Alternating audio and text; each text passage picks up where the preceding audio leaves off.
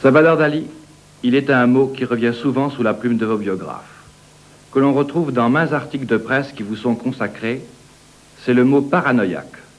D'après le dictionnaire Larousse, un paranoïaque est, je cite, une personne atteinte d'une psychose caractérisée par un orgueil exagéré, de l'égoïsme, de la susceptibilité, de la méfiance.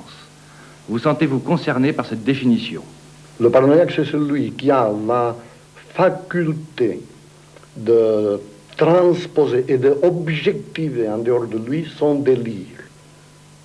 Le paranoïaque classique, c'est Leonardo da Vinci, quand il dit qu'en regardant les taches d'humidité informelles de mur, au lieu de quelque temps, on peut voir se dessiner des batailles terriblement précises et concrètes. Alors, si c'est un vrai paranoïaque comme lui, quand son délire, qui a provoqué ces visions dans le mur, passe, il peut montrer avec le bout de son doigt à n'importe qui, à sa bonne, aux gens qui passent, les figures équestres, les visages qu'il a vus dans les taches d'humidité, et tout le monde sera forcé de voir exactement ce que lui, il avait vu dans son délire. Tandis que les autres genres de psychose, ou même un rêve quelconque, c'est déjà du domaine du délire, aussitôt que le rêve finit, on peut le raconter, mais personne n'y croit, parce qu'il s'efface. On ne peut pas montrer que c'était vrai. Tandis que le paranoïaque, il a un pouvoir de persuasion impérialiste. Et ça, ce qui caractérise précisément la psychose paranoïaque, c'est-à-dire le délire systématique d'interprétation. C'est cet élément de précision mathématique et de pouvoir d'imposer son délire aux autres. D'ailleurs, c'est ce qu'Hitler a fait. Tous les grands paranoïaques, ils ont emmerdé tellement tout le monde parce qu'ils finissent pour transposer dans le plan de la réalité quotidienne et très souvent la plus tragique, leur propre délire. Tandis que les autres genres de fous, c'est le contraire. Ils ont des rêveries comme les surréalistes, c'est le moine littéraire. Ils racontent des choses, d'ailleurs les plus ennuyeuses. Il n'y a rien de plus ennuyeux que quand on vous raconte un rêve. Aussitôt qu'on veut me raconter un rêve, déjà j'ai peur parce que c'est des choses du domaine strictement subjectif, on ne peut pas y croire.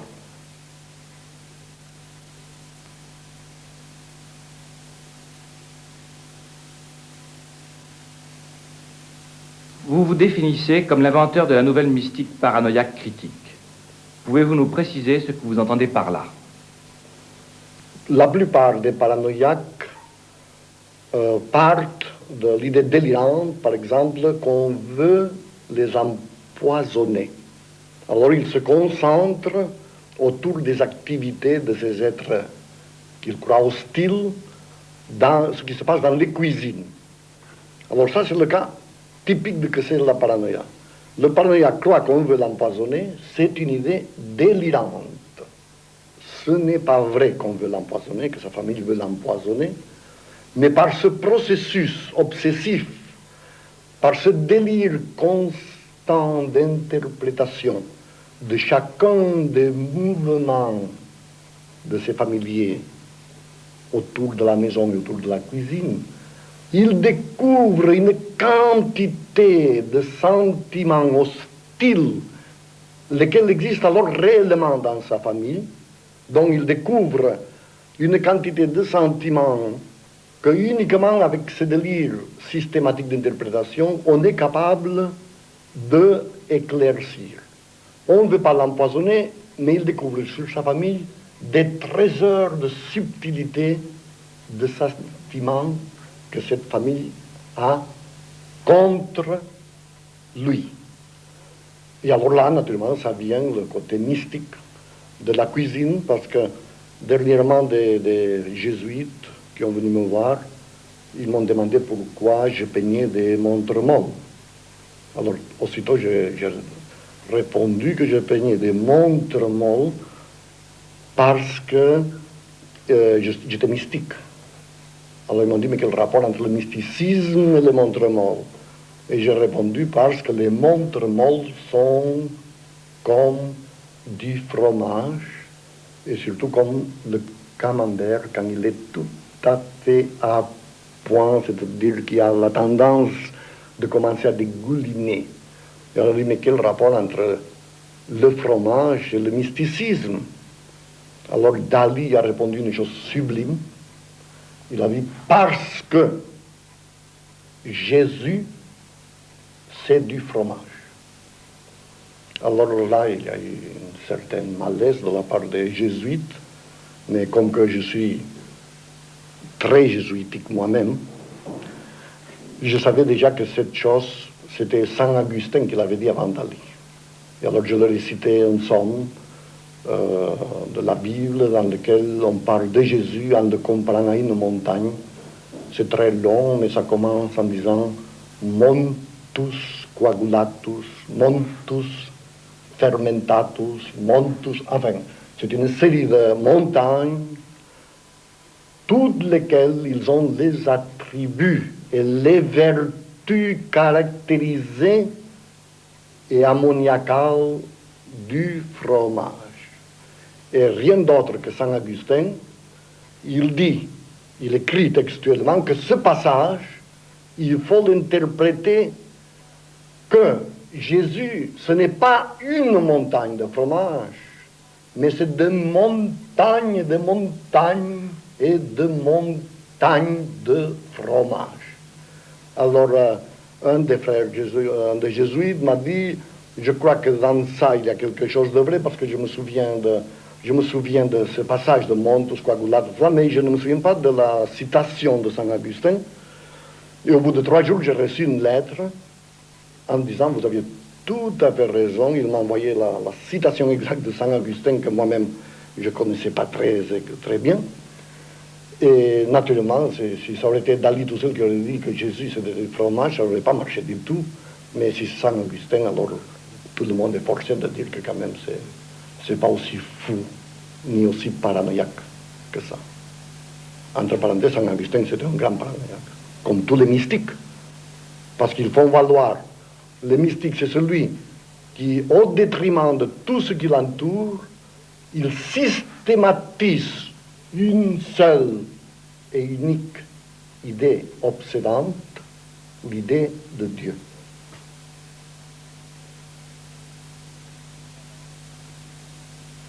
Salvador Dali vous avait un jour affirmé, si l'on joue longtemps au génie, on en devient un. Ainsi sans doute avez-vous fait. Je suis donc tenté de vous poser cette question. Quel âge aviez-vous lorsque vous avez acquis la certitude que vous étiez un génie? La certitude exactement quand j'avais 25 ans. Mais j'ai joué à être le génie depuis ma première enfance. Et l'origine de ce jeu a été conditionnée par le meurtre de mon frère. C'est-à-dire que j'étais obligé de tuer mon frère, lequel il était mort déjà, je crois, 3 ans avant ma naissance. Mais il résulte que mes parents avaient fait une chose qui a eu des conséquences aussi tragiques et glorieuses pour ma vie, c'est-à-dire qu'ils aimaient beaucoup ce frère mort, et quand moi j'ai venu au monde, ils m'ont donné le même nom que le frère mort, c'est-à-dire Salvador.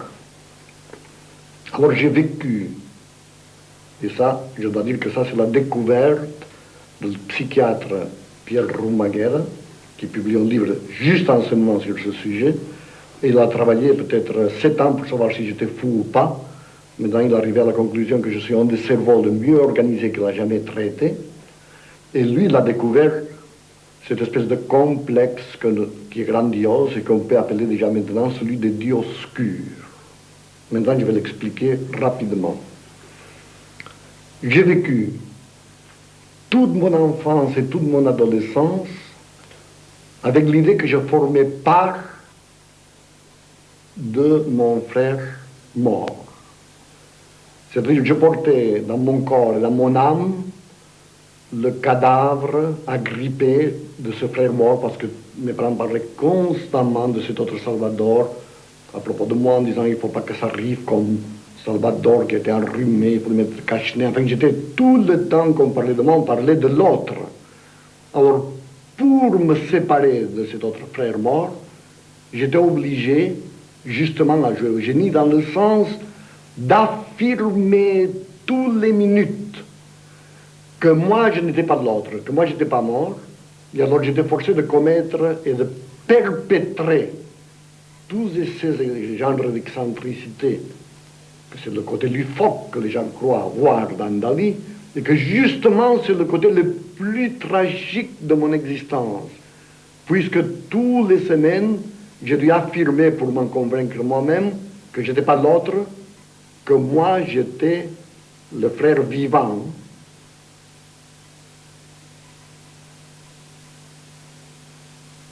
Vous avez souvent prétendu qu'en vous repliant dans la position embryonnaire, vous aviez accès au paradis prénatal. Pouvez-vous nous expliquer cela et nous dire si vous avez réellement conservé des souvenirs de la vie intra-utérine? Ah oui, ça j'ai des souvenirs très nets. Très nets. Probablement Freud m'a dit que ça devait correspondre aux 2 derniers mois avant la naissance. Mais d'ailleurs, il y a des personnages dans l'histoire comme Casanova.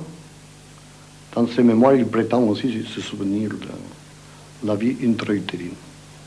Moi, je voyais surtout des œufs sur le plat sans le plat, et alors le blanc de l'œuf était phosphorescent et se contractait, il bougeait, un peu comme les montres molles. Les montres molles, le côté mou vient de cette espèce de paradis intra-utérin dans lequel on est plongé dans une espèce de milieu visqueux et mou, et dans lequel on se sent complètement protégé du monde extérieur. C'est une espèce de nirvana, une espèce de paradis sublime, dans l'obscurité, dans la chaleur, et dans lequel on a uniquement les visions provoquées probablement par la position des points sur les orbites. Parce que quand on presse très fort sur les orbites, on voit ce qu'on appelle scientifiquement les phosphènes, et les petits-enfants, je me souviens que nous jouons à se presser jusqu'à la douleur avec les doigts, les orbites, pour voir surgir des anges, on disait. Ces cercles en couleur, les phosphènes, on les appelait des anges, ce qui faisait allusion à la vie intra-utérine. Et d'ailleurs, Otto dans son traumatisme de la naissance, montre que quand on passe de ce milieu absolument paradisiaque au monde extérieur où il y a trop de lumière, où tout est trop dur, c'est pour ça que les enfants pleurent, et en plus c'est accompagné à la naissance, très souvent par un vrai traumatisme avec des symptômes d'asphyxie. C'est le mythe qui se forme à ce moment-ci du paradis perdu. On est chassé du paradis maternel, et c'est pour ça que la plupart des suicides veulent retrouver, en se suicidant, veulent trouver ce paradis perdu, lequel nous trouvons d'une façon partielle en se recoquillant dans le sommeil. Et c'est pour ça que très souvent, quand on approche, après la fatigue, un sommeil très réparateur, et que presque on bave de satisfaction parce qu'on approche le sommeil, très souvent, il y a une chose effrayante, on tombe dans le vide et on se réveille en sursaut. Et ça, justement, c'est un rappel au traumatisme de la naissance, à cette idée de tomber dans le vide.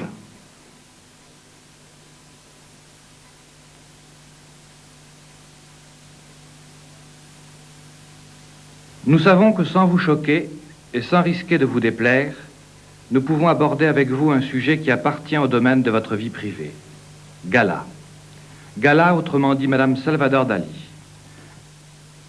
Pouvez-vous évoquer pour nous les circonstances de votre rencontre avec Gala? C'était terriblement subite, puisque la première vraie rencontre, j'ai ouvert la porte de ma maison de mes parents, et Gala était déjà nu derrière la porte. Alors tout de suite, je me suis formé une espèce de mélange d'excréments de chèvre Parce que les excréments de chèvre, ça m'excite beaucoup sexuellement, alors je pensais que ça allait exciter Gala la même chose, alors j'ai mêlé la colle de poisson, et après, qu'est-ce que j'ai mis encore? J'ai mis de l'aspic.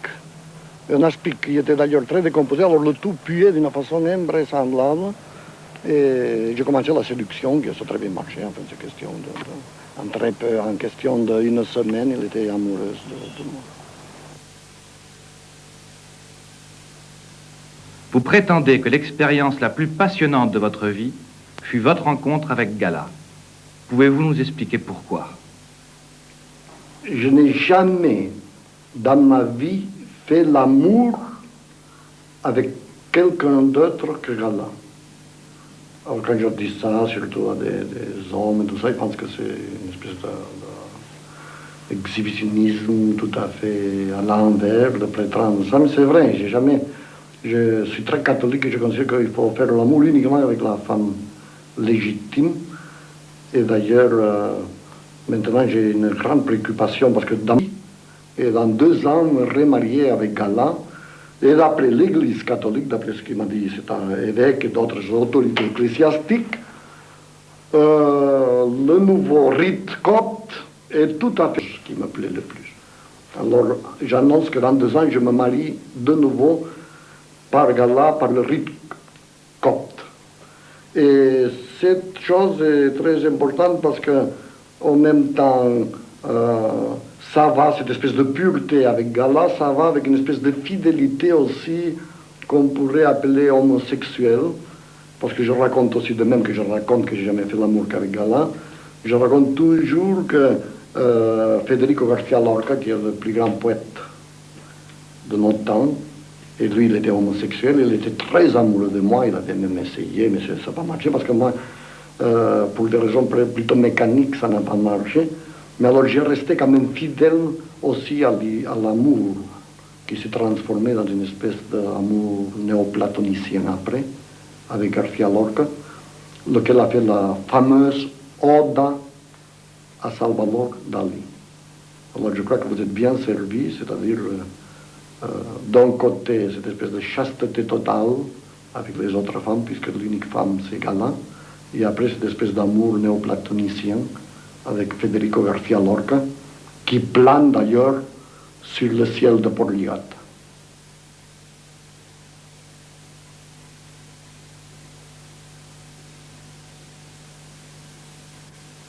Vous avez souvent prétendu que votre femme vous avait sauvé de la folie. Cela est-il exact?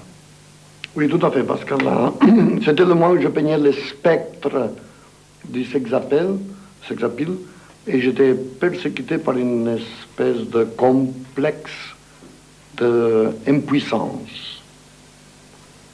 D'ailleurs, je suis un peu impuissant, pas tellement comme je le raconte, parce que toujours j'exagère les choses, mais à ce moment-ci, j'avais l'idée, j'avais lu un roman érotique de Caballero Audaz, que c'était un auteur pornographique espagnol, et qui racontait l'acte de l'amour d'une façon tellement violente que moi-même je me croyais incapable de le réaliser. Après j'avais découvert qu'il ne s'agissait pas de faire l'amour normal, mais qu'il s'agissait d'un acte de sodomisation, pour lequel il faut être beaucoup plus puissant et beaucoup plus averti et beaucoup plus technique. Mais quand même, je me considérais moi-même incapable de réaliser toutes ces choses, ça m'apparaissait. D'ailleurs, le sexe féminin m'apparaît toujours une chose très remplie de portes, d'antichambres, une chose très obscure et très mystérieuse. Et à ce moment-ci, cette espèce de complexe d'impuissance avait détourné ma libido dans des vraies folies érotiques, la plupart se finissant comme Louis II de Bavière. D'ailleurs, je me déguisais toujours en roi pour me masturber, c'était une de mes vices. Et si je n'ai pas trouvé Gala avec laquelle j'ai découvert l'amour qu'on peut dire normal, c'est certain que 2 ans plus tard, toutes mes idées délirantes auraient dépassé les mesures de la pure paranoïa et ça aurait devenu vraiment de la psychopathologie pure et simple. Enfin. Tandis qu'elle, il apportait chez moi un élément divin d'équilibre et de classicisme, et j'ai pu, à partir de ça, devenir un fou de précision, un fou classique, et combiner l'espèce d'élan dionysiaque, érotique de ma vie dans une espèce de splendeur de type apollonien. Il ressort des films que vous avez réalisés avec Luis Buñuel une sorte d'obsession sexuelle. Et maintenant, vous vous dites de plus en plus préoccupé par l'idée de chasteté. N'y a-t-il pas là une contradiction? Oui, et de très bonne qualité. D'ailleurs, toute ma vie est une constante paradoxe, une constante contradiction.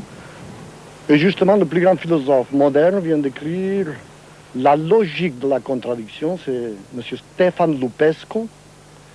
Et dans ce livre, ça ressort que chaque fois qu'il y a quelque chose qui apparaît comme complètement antinomique et irrésoluble au point de vue contradictoire, c'est là où il y a les plus profondes chances de créativité. D'ailleurs, la chasteté et l'érotisme vont tout à fait ensemble, puisque les propres pères de l'Église ont tous accordé que dans les extases mystiques, c'est-à-dire quand les saints, après l'abstinence, arrivent à des visions sublimes, à l'approche des anges, des images angéliques, ou à l'approche de Dieu, toujours il se produit une éjaculation. Ça, c'est tout à fait admis par l'Église.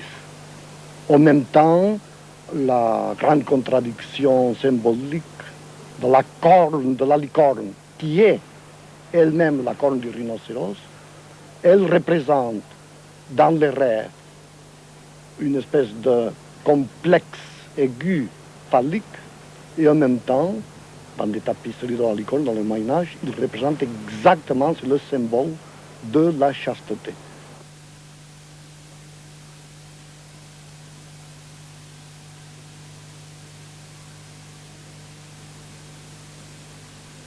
Comment définissez-vous la réussite? La réussite, ça se définit par la puissance de mastication. C'est-à-dire l'instrument le plus philosophique de tous, l'instrument de connaissance le plus philosophique et le plus efficace, c'est les mâchoires. Philosophiquement, l'unique façon de connaître l'objet, c'est en le mangeant. C'est pour ça que déjà la religion catholique, qui est la plus parfaite qui a existé, on pratique la cérémonie liturgique de manger Dieu vivant. J'ai toujours dit que si Gala, que c'est l'être que j'aime le plus au monde, mourait, et soudainement il devenait petite comme une olive, évidemment, je la mangerai.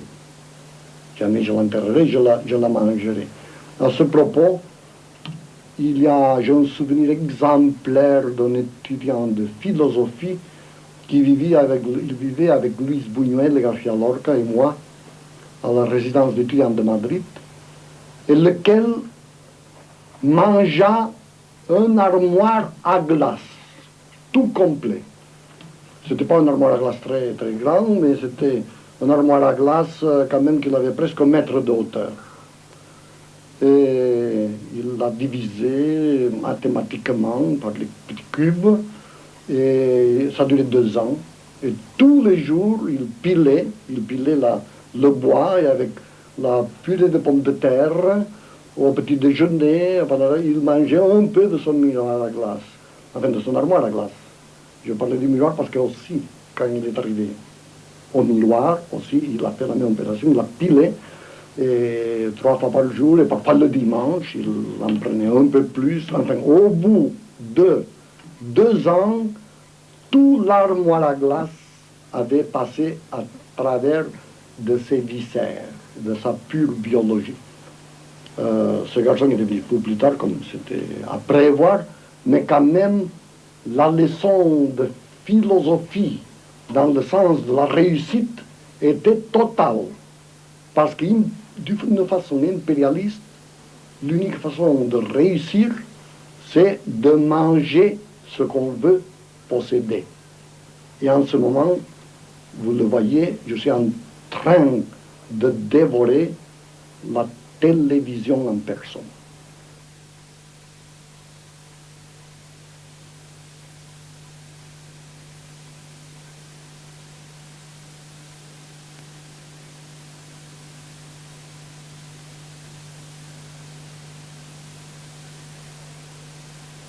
Avez-vous jamais tenté de mettre fin à vos jours? Et si oui, pourquoi?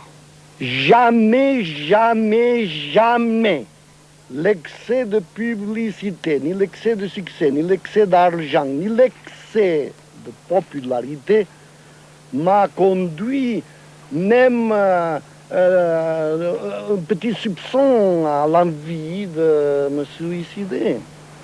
Donc, cette chose qui arrive très souvent aux Brigitte Bardot, tout ça, jamais ça m'est arrivé.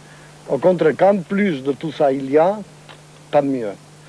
Je considère la télévision, le cinéma, la presse, le journalisme comme un des grands moyens modernes d'avilissement et de crétinisation des foules.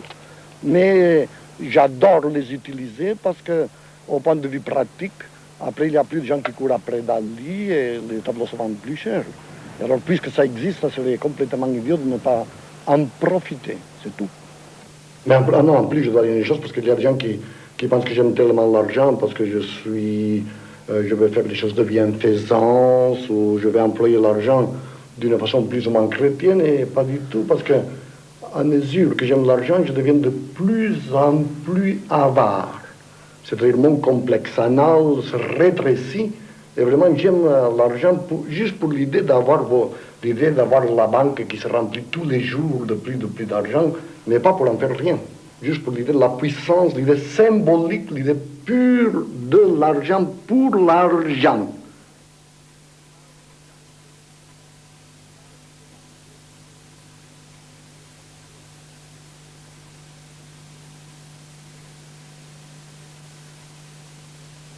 Beaucoup d'artistes de votre époque vous considèrent comme un imposteur. Que leur répondez-vous? Imposteur, non. Imposteur de qui? Imposteur de quoi? Mais je suis beaucoup pire. Et beaucoup mieux que cela, je suis surtout un traître. Et en plus d'un traître, qu'est-ce que je suis encore? Une autre chose qui est beaucoup mieux. Un traître. C'est que maintenant j'ai oublié. Enfin, un traître, mais l'autre chose est mieux, je vais la trouver. Un traître à ma classe d'origine. Puisque ma classe d'origine, c'est la bourgeoisie. Et j'ai trahi sensationnellement la bourgeoisie, me déclarant royaliste et monarchiste pour l'aristocratie. Donc évidemment un traître, et pire que ça, un provocateur. C'est-à-dire un provocateur de tout.